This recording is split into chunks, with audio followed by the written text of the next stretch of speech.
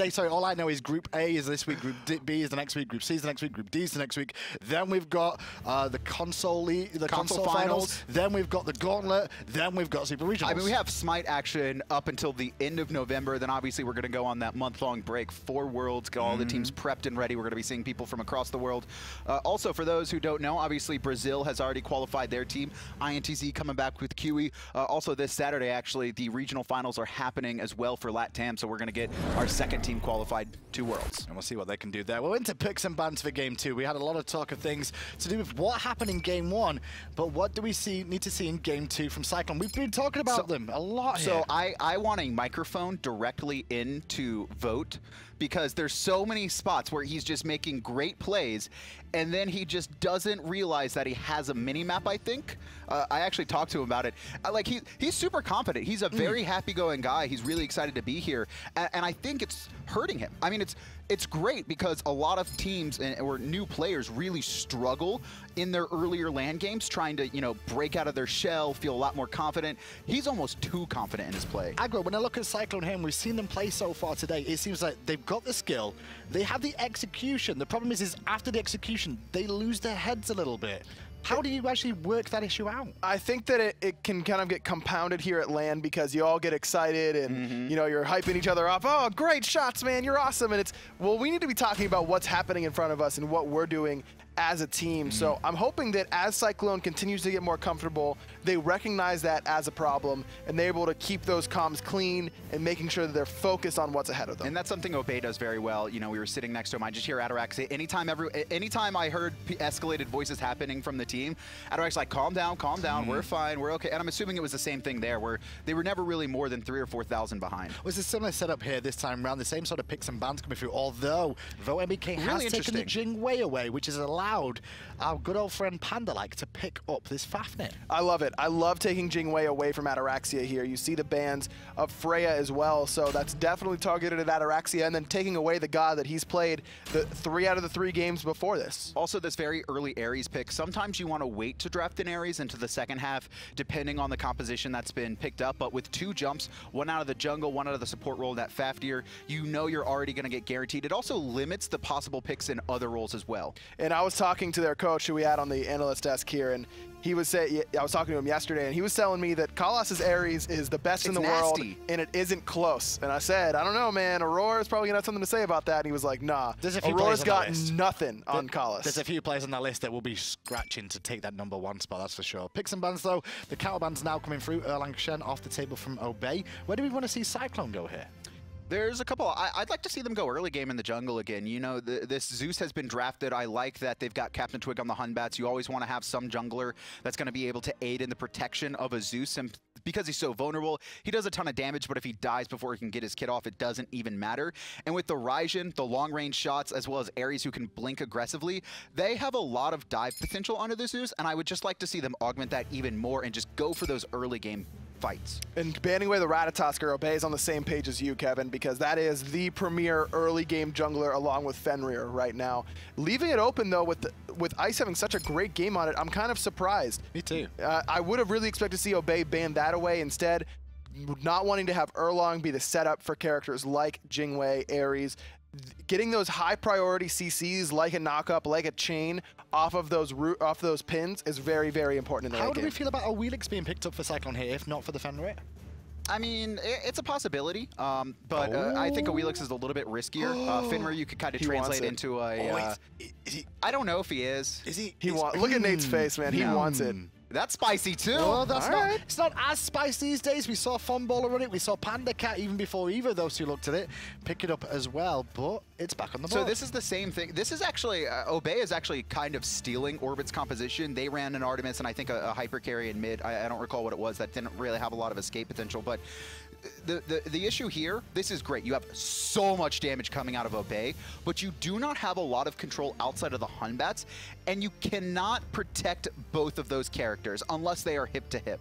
It's an interesting point. That's a good one, that this really is an orbit composition that Obey is playing right now. This, to me, like, if I saw this composition, you would tell me that a European team's playing this, I'd say, oh, that's Lobster on Zeus in the middle lane, that's Cuvo on Hunbats. But no, it's Obey trying to take a page out of the first seed in Europe. And there is the Awilix picked up there. Obviously, a great counter to Hunbats. And, you know, Hunbats really relies on Blink to initiate, but if you can keep him in combat and if he has to jump in, now it's going to be completely countered out. Also, it's going to be risky for him to blink initiate and jump out. You see that a lot from Hunbats where they'll blink in, drop their ult, get an overhand smash, maybe an in-hand, and then they jump away. That's not going to be an option, or at the very least, you'll have to burn Purification to do so. With an Ares on that team as well. The Ares will come into play to burn the Purification with the chains potentially, and obviously the no escape. So a couple of things in Cyclone's favor here, but that Ymir, the last pick aggro, good situation. Love it. If he's not going to go tier here because of the Ares, give him the Ymir. And he has a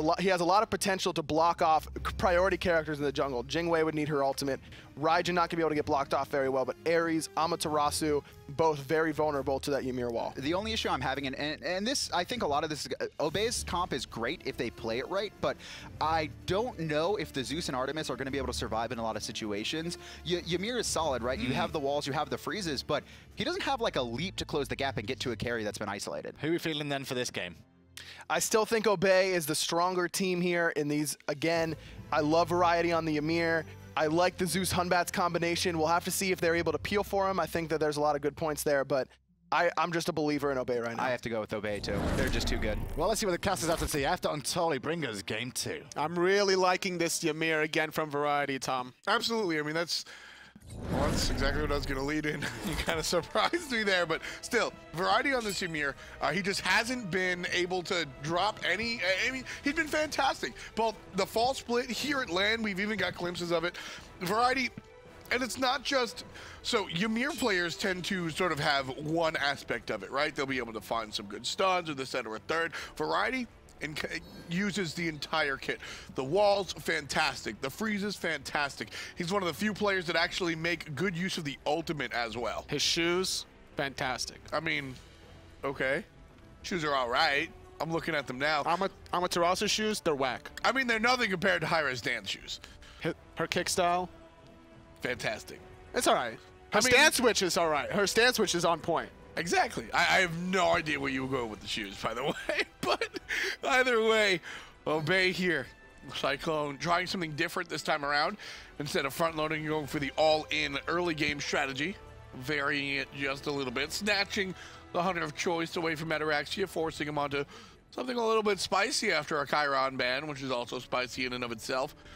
We're going to see the Artemis, and you know, I think Adonis brought up some valid concerns, totally. I love the composition from Obey as far as individual prowess. These players are very strong on these particular characters.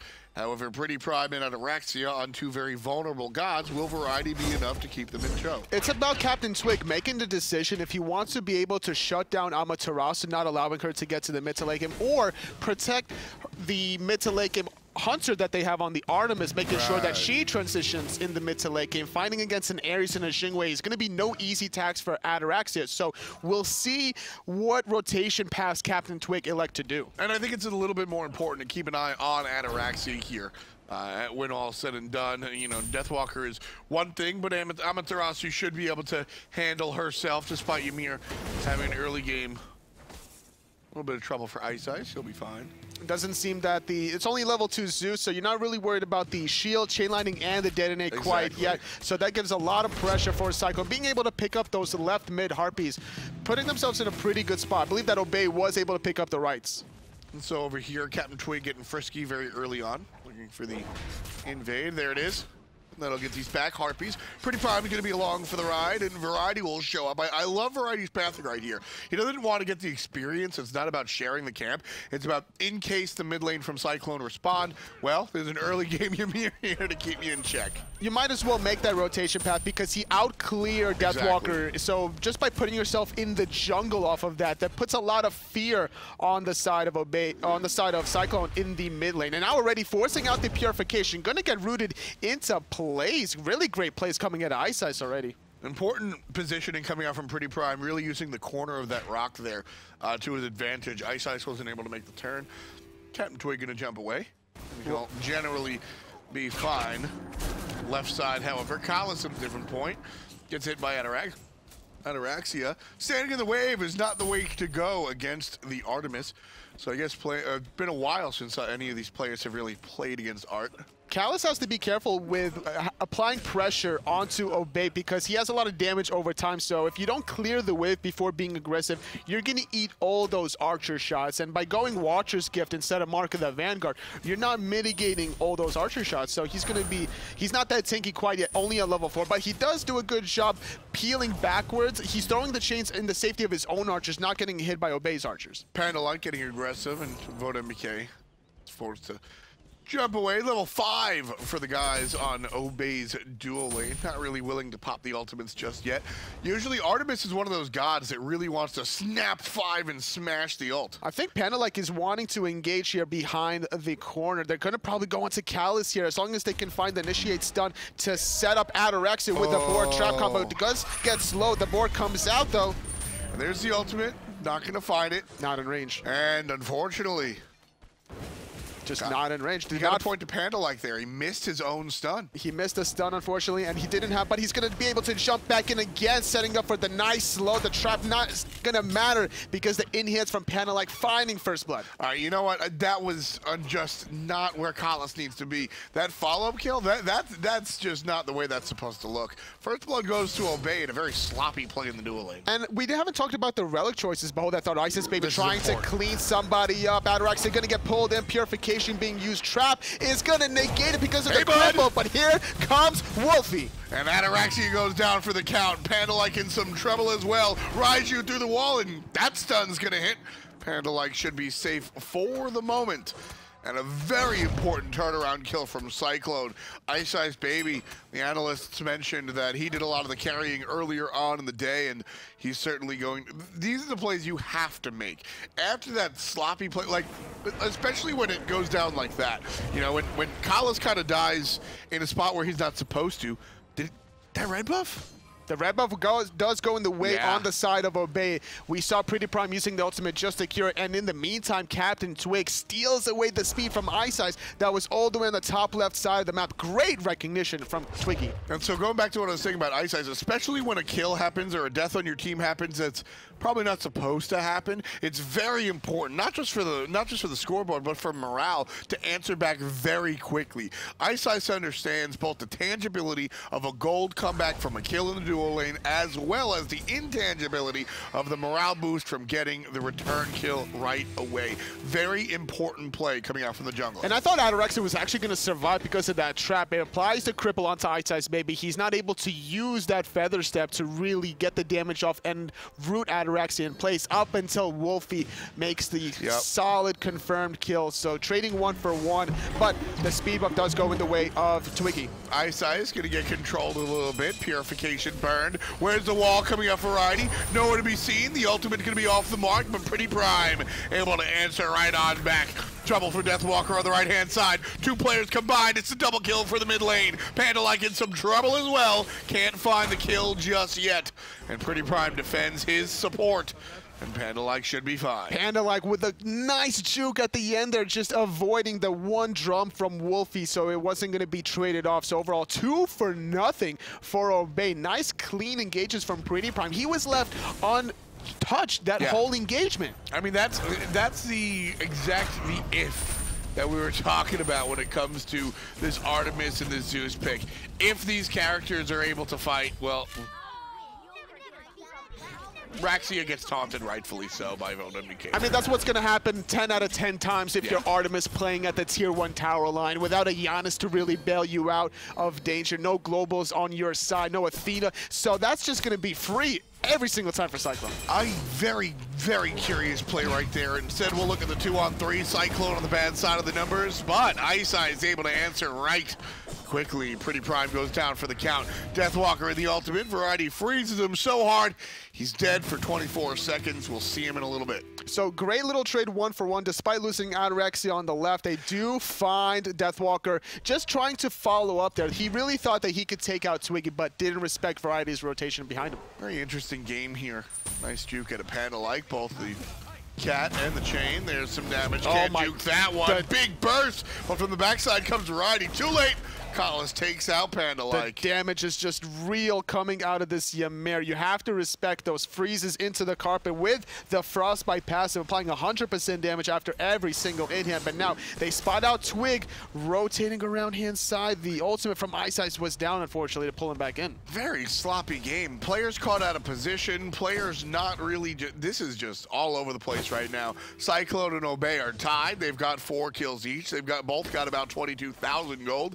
Will pay up by about 500, but all in all, nobody's really looking too clean here. I would say just a lot more action, and like we mentioned, not as much objective secures coming out of Cyclone, because Obey was the one able to really dictate the pace of the early game in the first game of this set, but now it's just been going back and forth. And if you have to be careful when you're playing this Artemis on the left-hand side. Ataraxia was just way too overextended earlier on, and you don't want to give anything back to the Jing, who was able to out-rotate you, and is much better in the early game. Just tried to fight. 1v2, like, not that point just yet. No, not at all, unfortunately. Just too much on the arsenal on the side of Cyclone, so they're able to pig off Ataraxia. Now, if they find another kill like that, that's going to be a free gold Fury, because Jing Wei with this Ares can really pick off any target they want. Absolutely. Gold Fury going to be started. We'll see how hard Cyclone are going to commit to it. Already half HP. Big damage onto the objective. Here comes Ataraxia. A good ultimate will secure it. Oh, Alliance steals it away. Beautiful volley coming out of Ataraxia. And Cyclone with the hard commit does not pay off. Supprey the Insolent. Yep. Is that what it's called? Suppress the Insolent. Suppress the Insolent. Oh, it was close enough. I got two of the words right. So overall, great steal. Ataraxia timing it perfectly. The airstrike was just trying to secure it from VoteNBK, and that allowed the Gold Fury to just get low enough for that third ability to secure it. Do you know the other abilities out of Transgrender's Fate, Caldarian Board. Oh my goodness. I know 3 of them. So we'll watch Deathwalker die a terrible death. That's another kill going to Obey Alliance. And we'll also just attack your word. So you said Supprey the Insolent. Supprey, yeah. Supprey. Because, you know, she's a hunter, right? So she prays. So Supprey is not a word. No, she's like, so pray. So what was it? Vengeful Assault? Transgressor's Fate? No, I said transgressors. You did not say transgressors. I said transgressor's fate. You said another word that wasn't English. Transgrender's Fate is what you said. That's not English. It's Transgressor's Fate. Caledonian And then you said Caledonian Boar. That's not English. It's Caledonian Boar. This god was made in 2012. hi-rez guy was still the designer back then. It's like, let's make the most awkward names available. I'm just having a ball tearing you apart, Anatoly. Oh, boy. I'll button it up. I'll button it up. Well, I certainly won't. I know you won't. I'll just keep forcing the issue. Ataraxia here, level 12, just hitting it now. A little bit behind his opposition. The Jing Wei has about 200 gold above him. That's to be expected. However, the teams, certainly a different story. 3,000 gold separate Obey from Cyclone. Just going to be a little bit of low while the Gold Fury is resetting. Right side, though, underneath the mid-Harpies Twig, looking for a play onto Wlfy. He could potentially teleport there, but with Ice right around the corner, you got to respect the 1v2. You're not going to be pulling Ataraxia there. Yeah, I mean, you don't want to. Yeah, that'd be a terrible decision. Right now, Deathwalker still trying to deal with Variety over there on the right side. Obey as a team going to invade Cyclone in general. There's an ultimate out of Deathwalker. Beautiful wall! One more time! Fear no evil against the wall. That's going to be trouble for a couple of players in Cyclone jerseys. But iceice is the first one to take down PrettyPriMe on the rotation.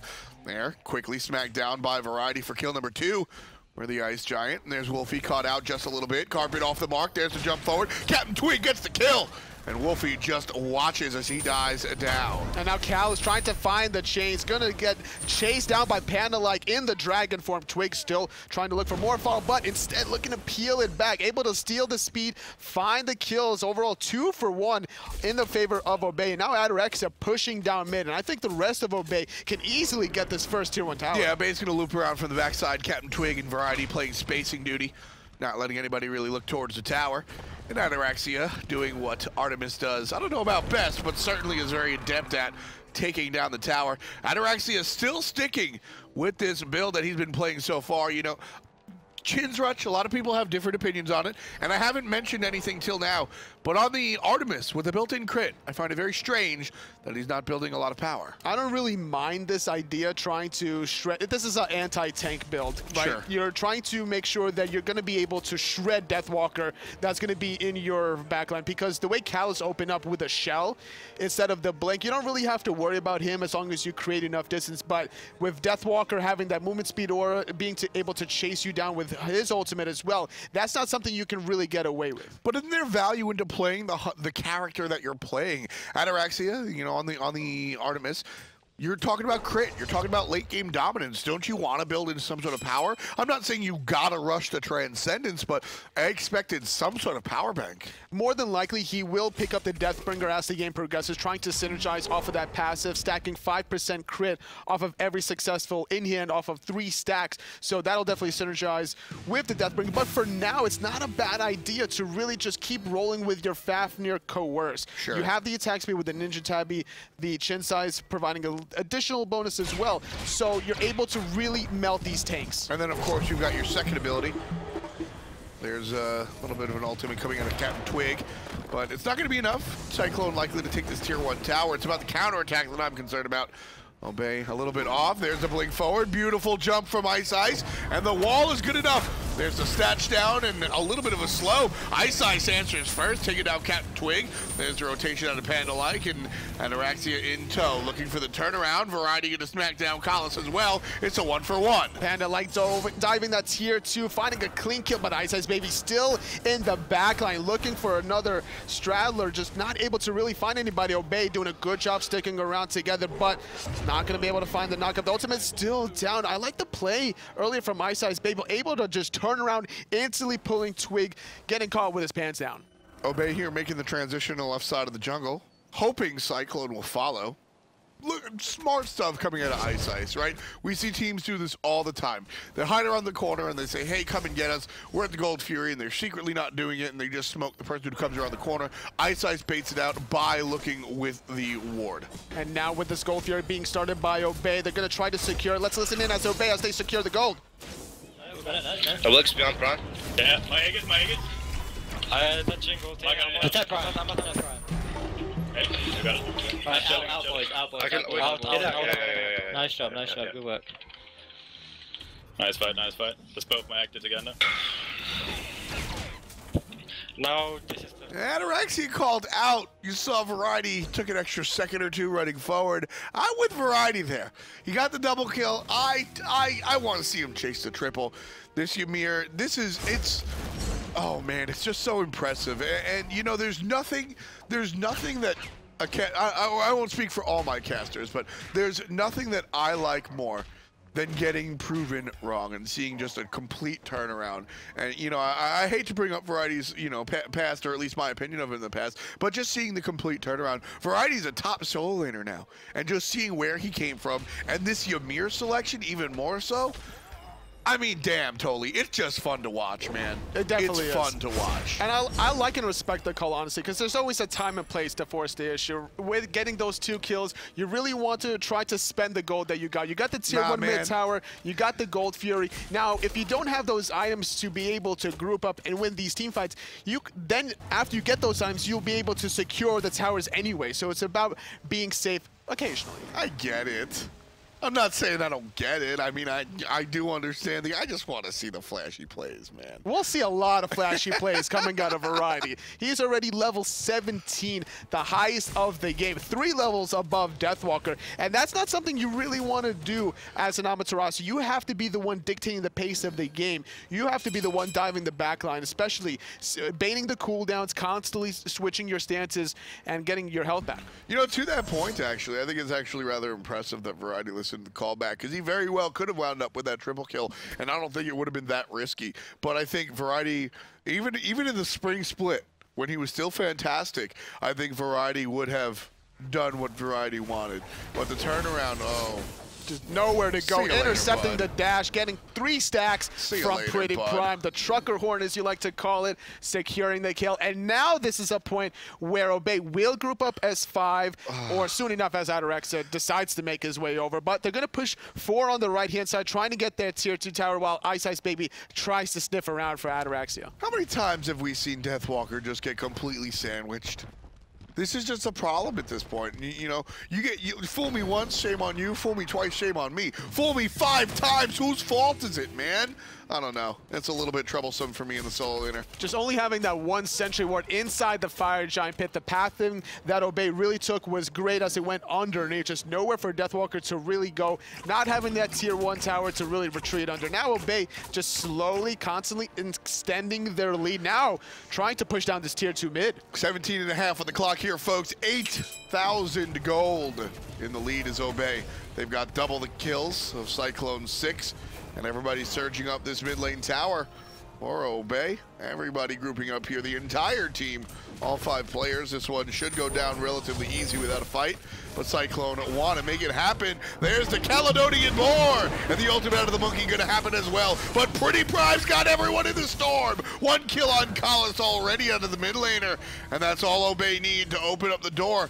Variety's still playing pusher, and Wlfy just I thought he barely- was trapped, man. Oh, I thought he had man. nowhere to go there for a hot second, but the Sanctuary just buying him a little bit of time to get out. But overall, killing Callister was so important because now he's still not level 12. As a result, it's Deathwalker that has to initiate. Not having that second relic slot, he doesn't have the blink for the engages. Obey had this composition where they just pull the trigger. You let the pig go nuts, you drop the totem from CaptainTwig, and you make it rain from PrettyPriMe, and everything goes to hell for the enemy team. I mean, what are you gonna do? There's a pig, there's the storm, there's the totem, and then you got Variety on the backside just breathing ice into everybody that does manage to escape the hellhole that you have created. Obey, see, this is the problem with Cyclone's composition, is the fact that Obey is all in, and Cyclone doesn't have that secondary come around, right? After Obey drops everything, what does Cyclone do if they escape? They don't really have those tools. They need that Hun Batz. They need that tier. They need somebody that can come in after everything is said and done and still press the issue, and that's not something that Cyclone has in their arsenal. But Obey was the one that was patient enough to wait for Cyclone to pull the trigger first outside of their tier 2 tower. And that's problematic because whenever you're this far behind, you're trying to rely on the opposition to make the first mistake. Especially if you're going to be playing Ares, going Shell in the first relic slot, you're trying to mitigate all that damage. You have to be grouped up in your backline, pop the Shell, pop your second ability for the bolster defenses. And now Obey, they're just running wild, already getting 2 tier 2 towers off the mark and grabbing their 3rd Gold Fury heading into the 20-minute mark. Gold Fury takes less than 4 seconds to take down. And like you said, before 20 minutes, Obey stretches their lead to over 10K. We're looking at about 12,000 gold. And aggression on the left side very quickly. Again, iceice gets smoked this time around. Beautiful pull from the Ares. Can Cyclone capitalize? 1 for the money, 2 for the show for PrettyPriMe. VoteNBK falls to the wayside, and Kalis is the one with a target on his back. Here comes Variety. Damned if you do, damned if you don't. You either go north up to one or south off to the other. And the mid lane gets another kill. P.S. CaptainTwig says hi to Deathwalker. That's death number 6 for the rookie solo. And that's 4 members dead on the side of Cyclone. Obey gonna push the left-hand side. I can't really see Wlfy defending this by himself, despite CaptainTwig not being there. He concedes the tier 1.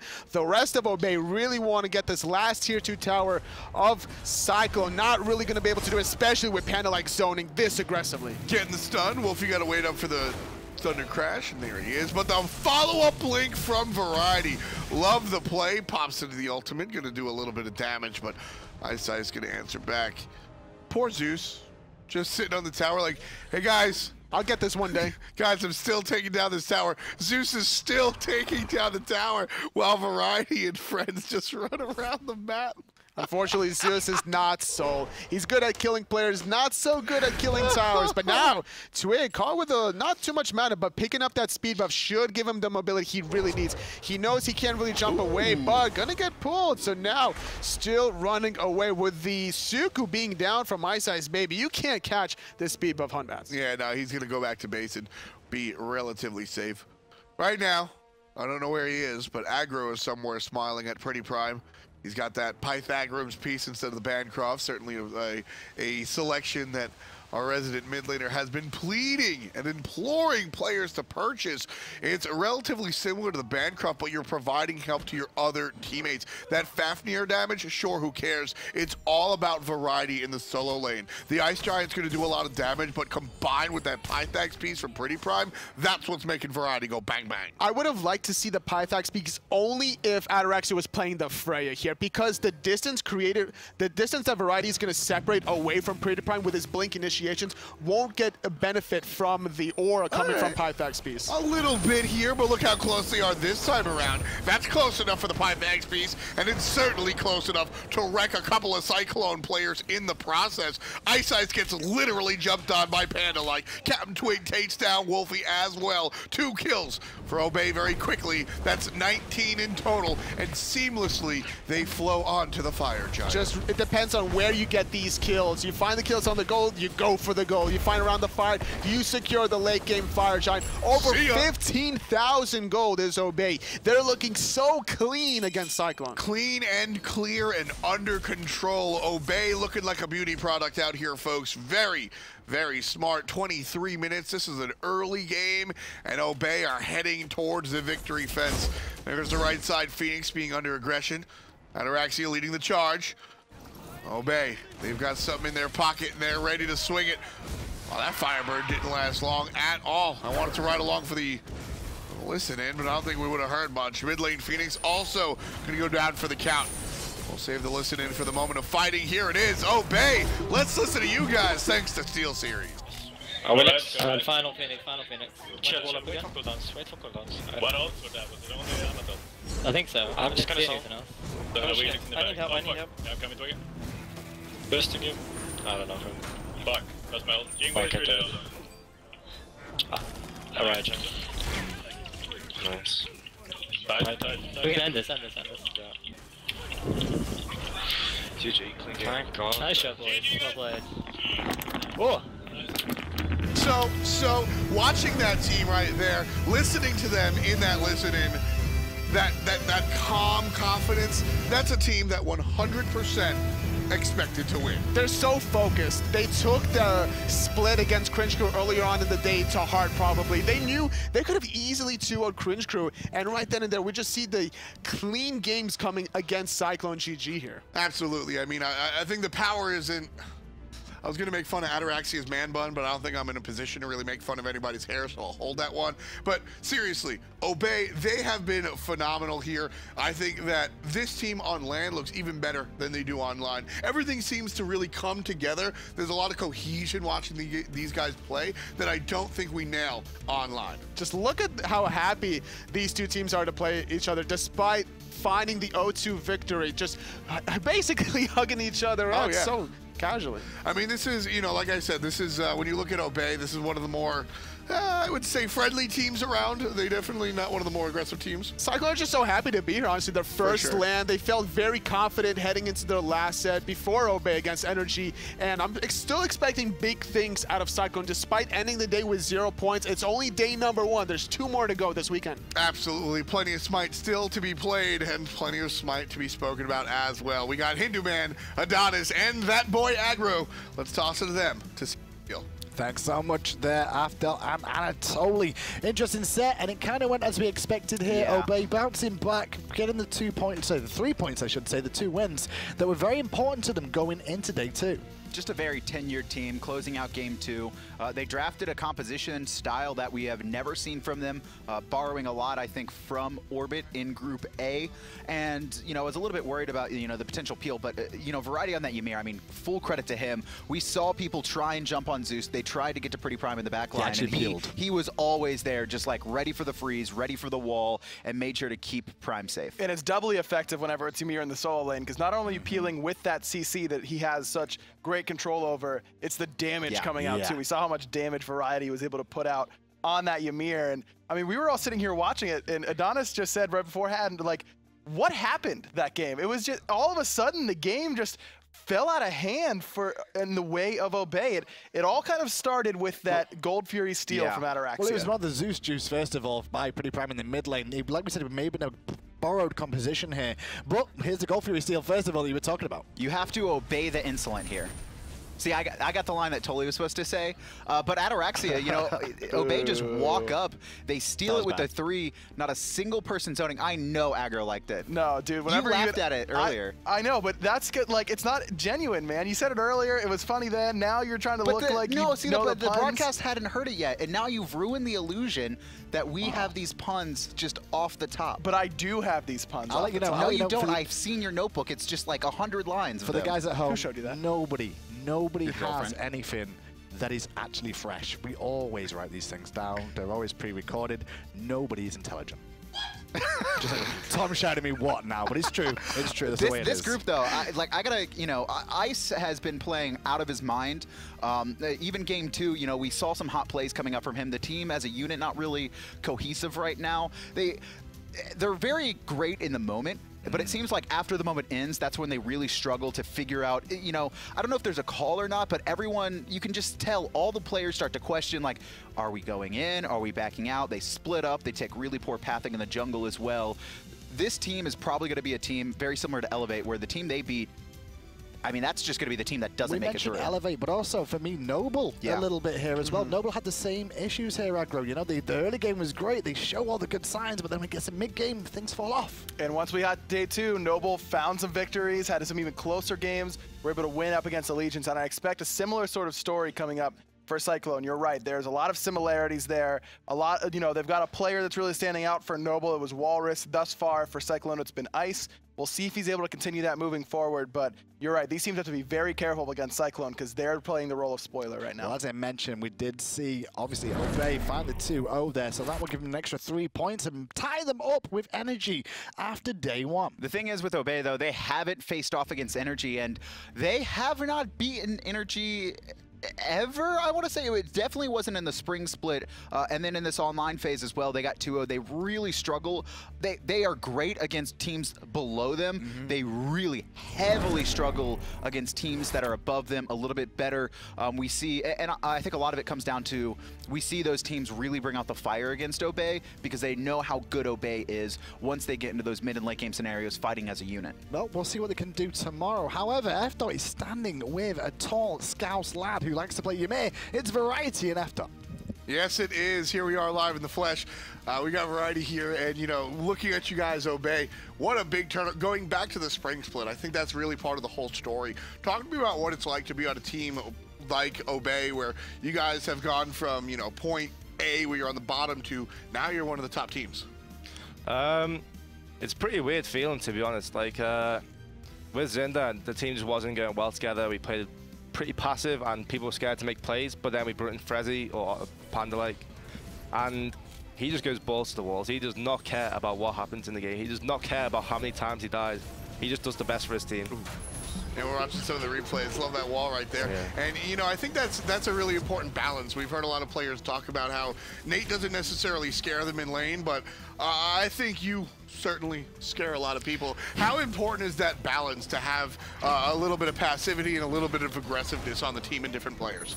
I think it's pretty important. Like today, in the first game versus Cyclone, we were really far behind, and we just had to hold out, wait for that perfect fight, which came around Gold Fury, I think. Yep. And that's where we just turned the game around. That's when you can go full aggressive and just take the win. I mean, that was I don't know, all of the casters back here just sort of screamed. It was the belly flop into the big smackdown from PrettyPriMe. So certainly a good play right there. And, you know, one day down, 2 to go. This is a much different experience, I think, from watching the Super Regionals that you were here last time. Yeah. What's different this year from last year? This year, it's not a best of 5. It's loads of games to play, so you have plenty of time to prepare, and you can watch other teams play before you, since you all played each other, so you can adapt during the tournament. You guys making Super Regionals? For sure. Absolutely. You still got me blocked on Twitter? No. Good to hear. All right, so that's going to do it for us today. We had 4 separate matches, but as I said, we've got 2 games still yet to come of Smite action. Tomorrow will be Saturday. We've got a couple of matches. Energy, they're still on top with 4 points, tied with the guys from Obey. Certainly a big, strong point. Cringe Crew got 2 points as well today, and we still see a big 0 on the bottom, unfortunately, for Cyclone. Like I said, tomorrow we'll have some more action coming at you, 1 p.m. And don't forget, Sunday, keep an extra eye out. 11 a.m., we're going to start off early to go ahead and say hello to some of the Challenger Cup teams that are actually live here in the studio. If you want to play next to some of your favorite pros, whether it's variety or otherwise, www.faceit.com. You can be a part there, win gems and other fun stuff to go ahead and be the best as far as Smite is concerned. That does it for us today. We're going to catch you tomorrow live, hi-rez Studios, tomorrow, 1 p.m.